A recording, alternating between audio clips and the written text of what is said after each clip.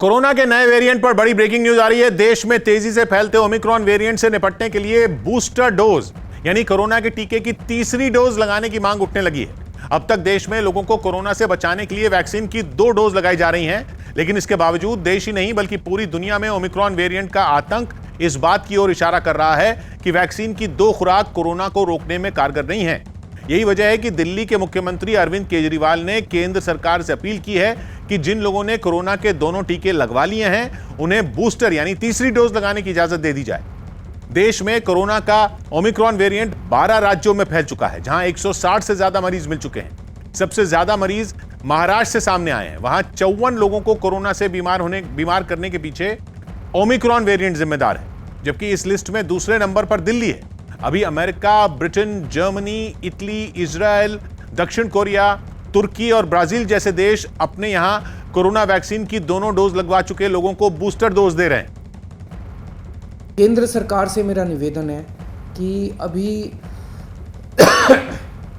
दिल्ली में हमने लगभग 99% लोगों को फर्स्ट डोज दे दी है, 70% लोगों को सेकेंड डोज दे दी है।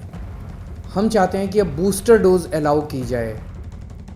दीपक भी हमारे साथ जुड़ रहे हैं। तो दीपक, एक तो अरविंद केजरीवाल कह रहे हैं और एक्सपर्ट्स भी कह रहे हैं कि आप बूस्टर डोज लगानी चाहिए।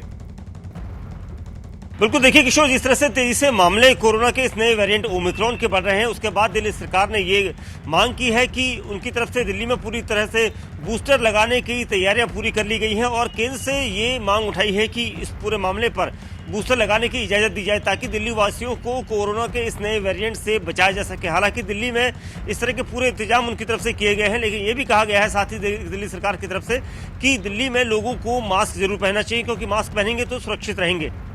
हालांकि जो बूस्टर डोज है दूसरे देशों में वो नहीं लगाई जा रही जो पहली 2 डोज हैं, यानी पहली 2 डोज आपने अगर एक वैक्सीन लगवाई है तो दूसरी वैक्सीन की तीसरी डोज लगवाई जा रही है।